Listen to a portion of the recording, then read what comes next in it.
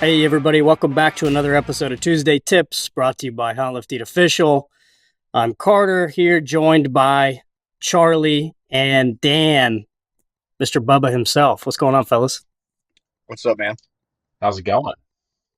Glad to have you guys on here. It's nice to do this during the work day. Yeah, man. I mean, it's nice being able to do it during a nice time of the day instead of like 9 o'clock, 10 o'clock at night. It's a good change of pace, man. All right, cool. Let's jump right into it, guys. Archery is still on the mind. This is what we get the most messages about right now leading up to season. And you two are pretty hot and heavy in the archery preparations currently. So I just wanted to, touch base with you guys and see what's working for you guys. What are you doing right now? And what tips do you have for listeners maybe getting geared up for archery season this fall? Yeah, for sure. I mean, I'm sure the majority of people here that listen to our podcast have heard you and Kiefer talking for the last couple of weeks about it. And Kiefer and I are staying together at the moment, so we've been shooting and working out a ton together. Recently, all of our workouts, for the most part, have included some aspect of shooting.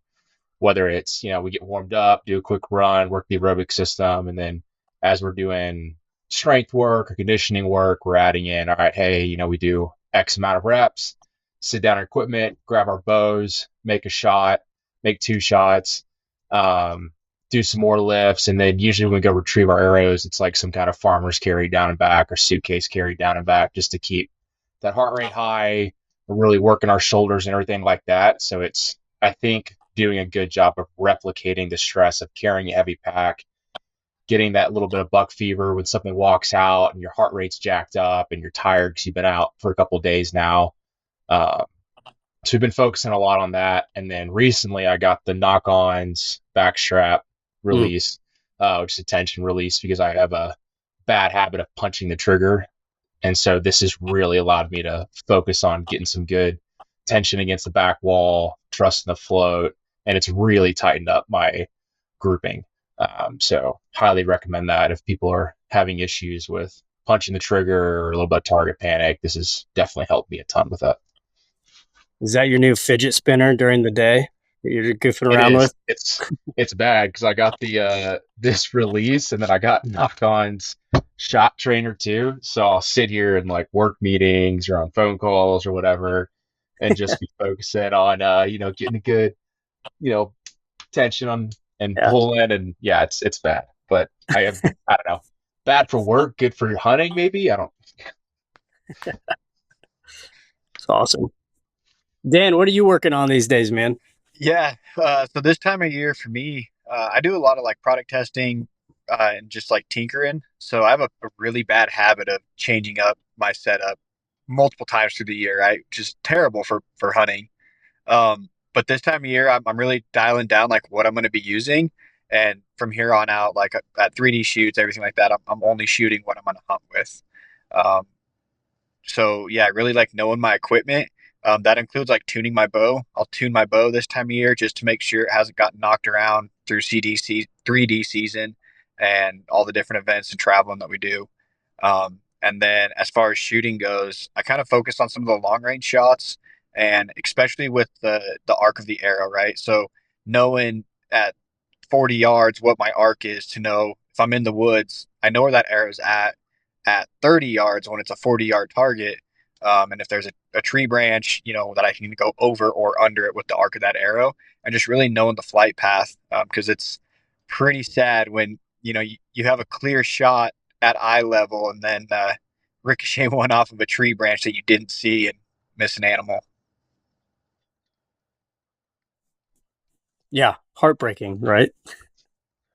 Yeah, it's not fun. I've done it myself, and once it happened once, I refuse to ever let that happen again. So that's like one of my go-to things this time of year is at the range close to our house. There's a shot that you can step back. It's like a 75-yard shot, and if you haven't shot that course, you'll give an arrow to the tree for sure. But that's kind of like my first target. I'll shoot every day. I go shoot, just get it out of the way and make sure I'm dialed in. Here's a question for you guys. because I'm not as experienced in archery as either of you. I'm getting my setup squared away for this elk hunt in September, right? And feeling good about it.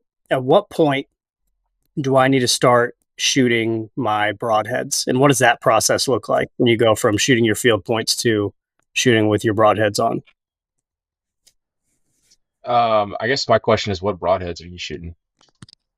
I think I'm shooting Montec fixed blades this year. Did it come with a trainer broadhead, like a field point, replica in the case with it? Interesting. That's a great question. I don't even know about that. So that's something Not I should get first. so for like I know the mechanical ones that I've shot in the past have come with a field point ish that like basically replicates the flight. And so Mhm. typically I would shoot that first to make sure it doesn't do something real wonky, which it shouldn't if everything's tuned right and it's a good broadhead. Um, and then I would make sure that your target can take broadheads. Some targets only take field points, or some part of a target will only accept field points. Um, and then I typically just shoot it a few times to make sure that like it doesn't the point of aim, point of impact's Nothing the crazy. same and it doesn't like go crazy. And then I just shoot field points the rest of the time. I might Okay. only shoot my broadheads like once or twice a season just to make sure everything's still good with it. Okay. Dan, you got something different or something to add to that? Yeah, I'm kind of right there with you on that. Um, I definitely like would make sure that your field points are the same weight as your broadhead. Some guys will shoot a 100 grain field point all season long in the summertime, and then shoot like a 125 broadhead or something like that. So I would definitely make sure my field points match my broadheads just to have the consistency. And then yeah, I mean, pretty easy. Like I'll throw a couple broadheads on. I shoot fixed blades most of the time, and I have some that like I have a mark that I know they're my practice ones. That way, I either a don't shoot them Mm. when I'm hunting, or make sure that they get sharpened before I go out hunting. And I'll just throw a couple down range, and as long as they're hitting, like I know that I'm good to go. I really don't spend too much time shooting with the broadheads. Okay. Cool. Good to know. Yeah, they're the same weight as my field points, and I know my target will take broadheads as well as field points. So, The other thing um, that I highly recommend with that too is if you are shooting broadheads, only shoot one broadhead per target. Don't try to group with your broadheads because you'll shave off arrows, fletchings, like hit broadhead on broadhead in the target. So space them out a little bit when you're shooting. that makes a lot of sense. I would have probably just stacked them up until I made that Yeah, mistake. it sucks. You're all stoked. You're like, hell yeah, my groups are they're solid, and then I trash 3 arrows. Yeah, that's a good tip right there. Sweet. What broadheads do you shoot? I know this is like the $1 million question, but I'm just curious. So personally, I shoot 100 grain fixed blades from Iron Will Outfitters, and then I've got some mechanicals that I think are Rages. I haven't shot them yet.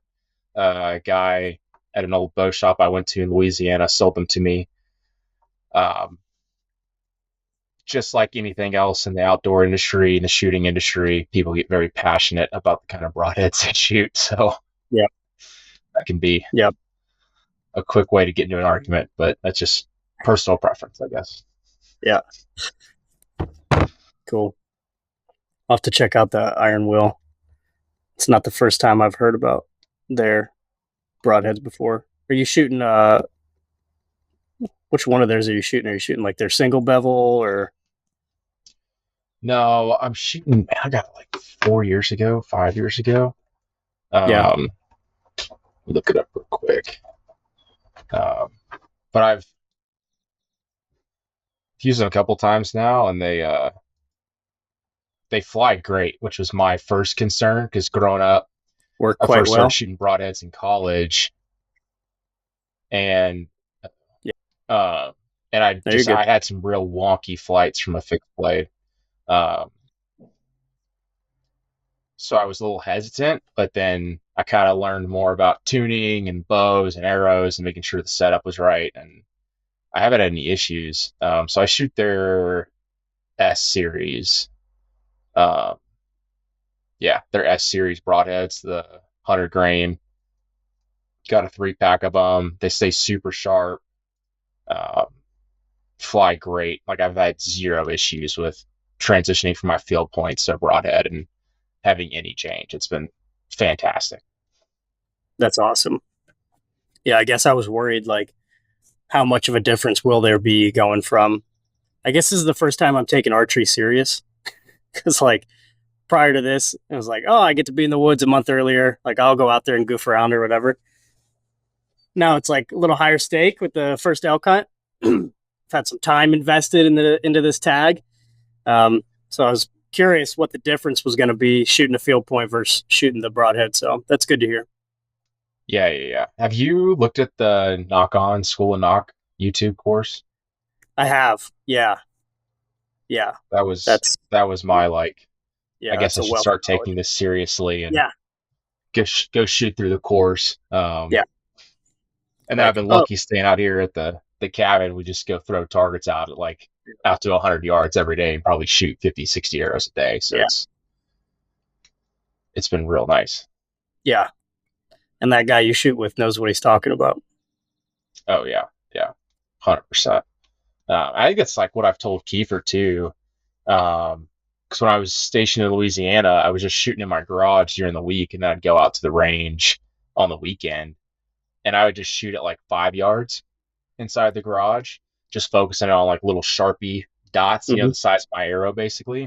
And Yeah. I was surprised at how well that transitioned over to long range on the weekends. Like it was just focusing on the form, even at 5 yards, paid massive dividends at 60, 70 yards uh, going out. And so I try to tell a lot of people that these days, like, hey, if you can't get out to a 20-yard range during the week, but you can shoot inside your garage or your backyard at 5 or 10 yards, like it's still worth getting 30, 40 arrows in a day and then go out and shoot longer distance on the weekend. Like it'll help you so much. Yeah, it's for sure a disappearing skill, man, if you don't stay on top of it and shoot consistently. I realized that after picking it back up pretty heavily the last couple months. I was like, whoa, I had a lot of bad habits. Yeah, I thought I was a decent shooter until I started using that back tension release and straight up missed my target at 15 yards. I was Yeah. like, oh, this is bad. Yeah, this I is really I gotta fix this. yeah. Well, maybe we should do a whole episode on bad habits and the fixes for those. We'll get little Kiefer on here for that. Oh yeah, that'd be a great one for sure. Cool, dude. Anything else you want to add? I guess the internet kicked Dan off. Yeah, I mean, I'm driving through the middle of nowhere. Looked like it.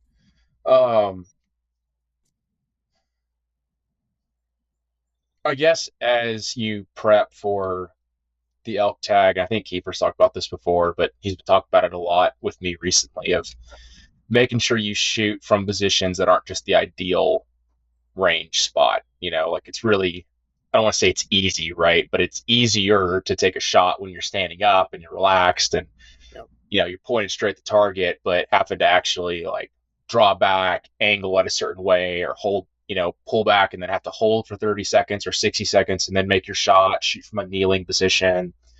As people start prepping for hunting season, I highly recommend, take a few shots every time you go out to the range that are just not your ideal position or stress yourself a bit more.